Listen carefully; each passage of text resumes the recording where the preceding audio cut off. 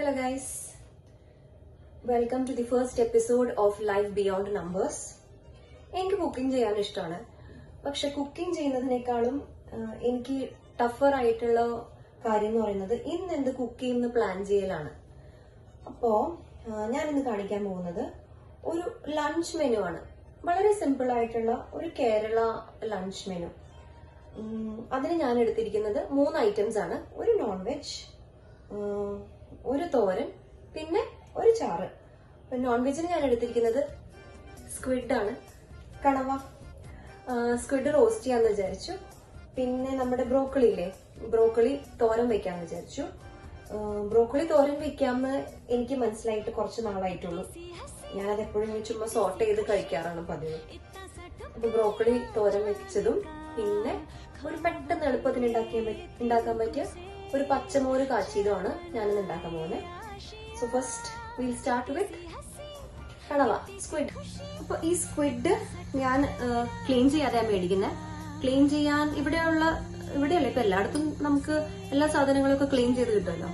അപ്പൊ ഞാൻ സ്ക്വിഡും ക്രാബും അതുപോലെ ചെമ്മീനൊക്കെ മേടിക്കുമ്പോൾ അത് ക്ലീൻ ചെയ്യാറില്ല. കാര്യം ക്ലീൻ ചെയ്ത് അതിന്റെ കുറെ നല്ല ഭാഗങ്ങളൊക്കെ അവർ കളയും.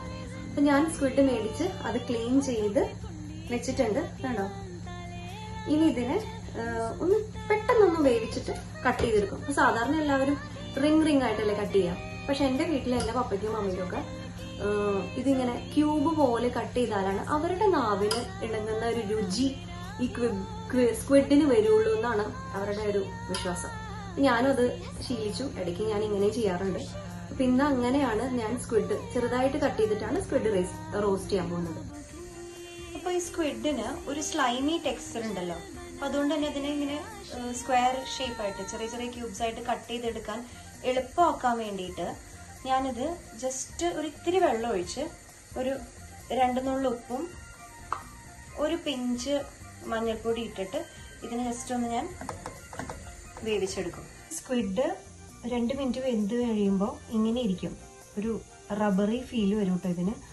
അപ്പം അതിനെ നമ്മൾ എടുത്തിട്ട്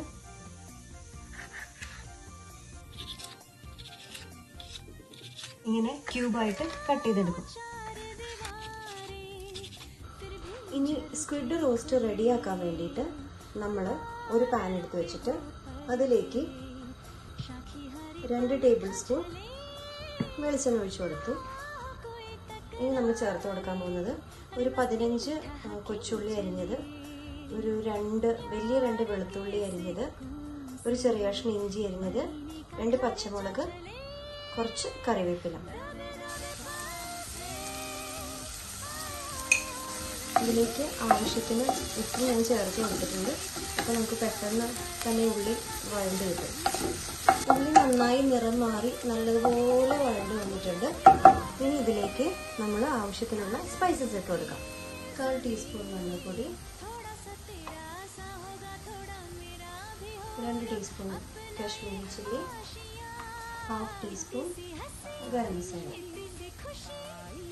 എരിവ് ഇഷ്ടമുള്ള ആൾക്കാർ ഞാൻ നേരത്തെ സൂചിപ്പിച്ചതുപോലെ പച്ചമുളകിൻ്റെ എണ്ണം കൂട്ടുകയോ അല്ലെങ്കിൽ മുളക് പൊടിയുടെ അളവ് കൂട്ടുകയോ ചെയ്യാം കേട്ടോ. ഈ സ്പൈസസിൻ്റെ പച്ചമണം മാറുമ്പോഴേക്കും നമ്മളതിലേക്ക് ചെറുതായിട്ട് കട്ട് ചെയ്ത് വെച്ചിരിക്കുന്ന തക്കാളി കൂടെ ചേർത്ത് കൊടുക്കാം.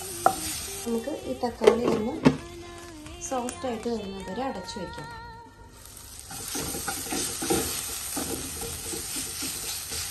ഇടയ്ക്കൊന്ന് ഇളക്കി കൊടുക്കണം കേട്ടോ.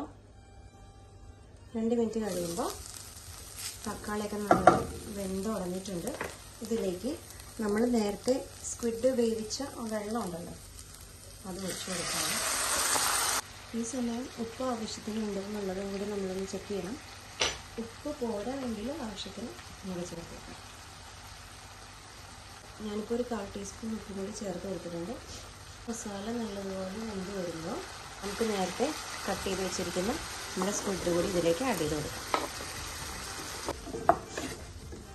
ഇനി ഫ്ലെയിം സിമ്മിലേക്ക് ഇട്ടിട്ട് ഇത് അടച്ചു വെച്ച് വേവിക്കാം. സ്ക്വിഡിന് നല്ല വേവുണ്ട്. ഏകദേശം ഒരു 20 മിനിറ്റോളം ഇരുന്ന് ഇത് വേവണം. നമുക്ക് അടച്ചു വെച്ച് വേവിക്കാം. സ്ക്വിഡ് വേവുമ്പോഴേക്കും നമുക്ക് നമ്മുടെ ബ്രോക്കോളി തോരനുള്ള കാര്യങ്ങൾ റെഡിയാക്കാം.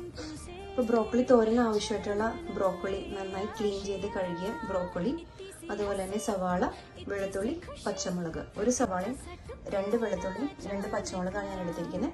ഇത് നമ്മുടെ ചോപ്പറിലേക്ക് ഇട്ട് നല്ല തിന്നായിട്ട് നമുക്ക് ചോപ്പ് ചെയ്തെടുക്കാം. അപ്പോൾ നമ്മുടെ സ്ക്വിഡ് നല്ലതുപോലെ റോസ്റ്റ് ആയിട്ടുണ്ട്. ഏകദേശം ഒരു 3-4 തവണ ഞാനിത് തുറന്ന് ഇളക്കി കൊടുത്തായിരുന്നു കേട്ടോ. ഇവിടെ സ്ക്വിഡ് റോസ്റ്റ് റെഡി ആയിട്ടുണ്ട്. നമുക്കിനി ഇതിലേക്ക് ഇച്ചിരി ക്രഷ്ഡ് പെപ്പറും കൂടി ചേർത്ത് നമുക്കിത് ഓഫ് ചെയ്ത് അടുപ്പത്ത് നിന്ന് മാറ്റാം. അപ്പോൾ ഞാൻ 1/4 സ്പൂൺ പെപ്പർ, ക്രഷ്ഡ് പെപ്പറും കൂടി ഇതിലേക്ക് ചേർത്ത് കൊടുക്കുകയാണ്. ബ്രോക്കോളി നല്ലതുപോലെ ചോപ്പ് ചെയ്ത് റെഡിയാക്കിയിട്ടുണ്ട്. ബ്രോക്കോളി, സവാള, പച്ചമുളക്, വെളുത്തുള്ളി, ഇത്രയാണ് ഞാൻ ഇവിടെ റെഡിയാക്കിയിരിക്കുന്നത്. ഇങ്ങനെ ചെയ്യുകയാണെന്നുണ്ടെങ്കിൽ നമുക്ക് നമ്മുടെ കട്ടിങ് ടൈം സേവ് ചെയ്യാം. അപ്പോൾ നമ്മുടെ ബ്രോക്കോളി തോരന് വേണ്ടിയിട്ട് നമ്മളൊരു പാൻ വെച്ച് അതിലേക്ക് ആവശ്യത്തിന് വെളിച്ചെണ്ണ ഒഴിച്ചിട്ട് വെളിച്ചെണ്ണ ചൂടായി കഴിയുമ്പോൾ ആവശ്യത്തിന് കടുകിട്ട് 2 നുള്ള് ചെറിയ ജീരകം, 1 പച്ചമുളക്,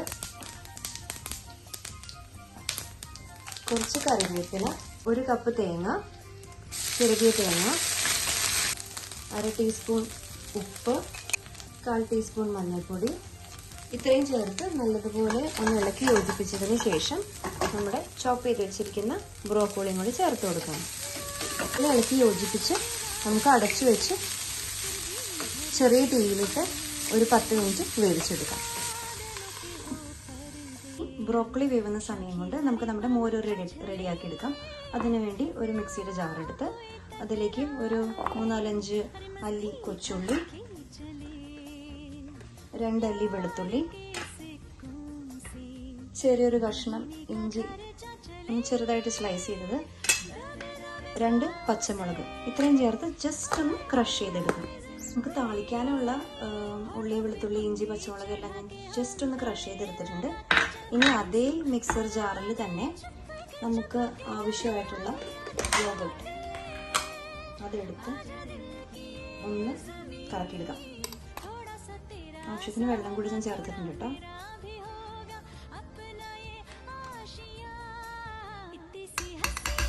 ഇതിലേക്ക് ഒരു 1/2 ടീസ്പൂൺ ഉപ്പ് കൂടി ചേർത്ത് കൊടുക്കുന്നുണ്ട്. ഈ ബ്രോക്കോളി ഇടയ്ക്കൊന്ന് തുറന്ന് ഇളക്കി കൊടുക്കണം, അല്ലെങ്കിൽ അത് അടിയിൽ പിടിക്കും. നമ്മൾ ഒട്ടും വെള്ളം ഒഴിക്കാതെ, വെള്ളം ചേർക്കാതെയാണ് ഇത് വേവിക്കുന്നത്. അപ്പോൾ ഇത് വേവുന്നത് ഒരു 2-3 തവണയെങ്കിലും ഇടയ്ക്കൊന്ന് ഇളക്കി മറിച്ചിട്ട് കൊടുക്കണം കേട്ടോ. അപ്പോൾ നമ്മുടെ ബ്രോക്കോളി നല്ലതുപോലെ വെന്ത് റെഡിയായി വന്നിട്ടുണ്ട്. നമുക്കിത് മാറ്റി ഇതേ അടുപ്പത്ത് തന്നെ നമ്മുടെ മോര് കാച്ചാനുള്ള പാത്രം നന്നായി ചൂടായി വന്നപ്പോൾ അതിലേക്ക് ആവശ്യത്തിന് വെളിച്ചെണ്ണ ഒഴിച്ചു കൊടുത്ത് വെളിച്ചെണ്ണ ചൂടായിട്ട് വരുമ്പോൾ അതിലേക്ക് ഒരു 1/2 ടീസ്പൂൺ കടുക് പൊട്ടി തീരുമ്പോൾ അതിലേക്ക് 1/4 ടീസ്പൂൺ ജീരകം, 1/4 ടീസ്പൂൺ ഉലുവ, 2 വറ്റൽമുളക്, ആവശ്യത്തിന് കറിവേപ്പില.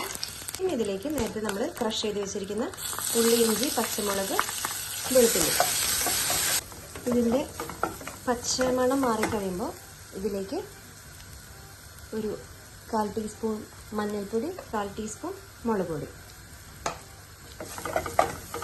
ഇത് മൂത്ത് വരുമ്പോഴേക്കും തന്നെ നമ്മൾ നേരത്തെ അടിച്ചു വെച്ചിരിക്കുന്ന നമ്മുടെ തൈര്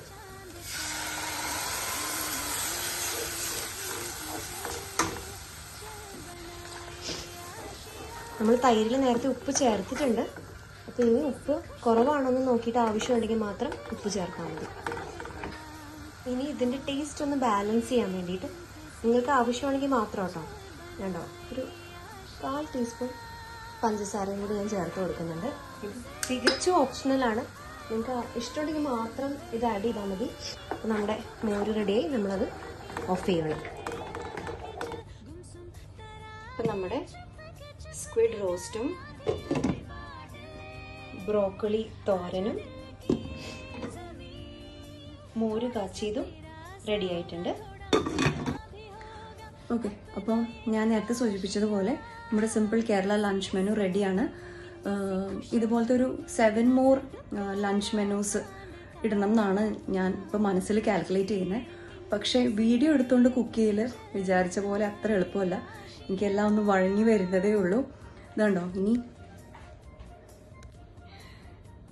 ഈ കിച്ചണൊക്കെ ക്ലീൻ ചെയ്യാനുണ്ട്. അപ്പോൾ അടുത്തൊരു ലഞ്ച് മെനു ആയിട്ട് വരുന്നത് വരെ it's bye from Life Beyond Numbers. See you all soon.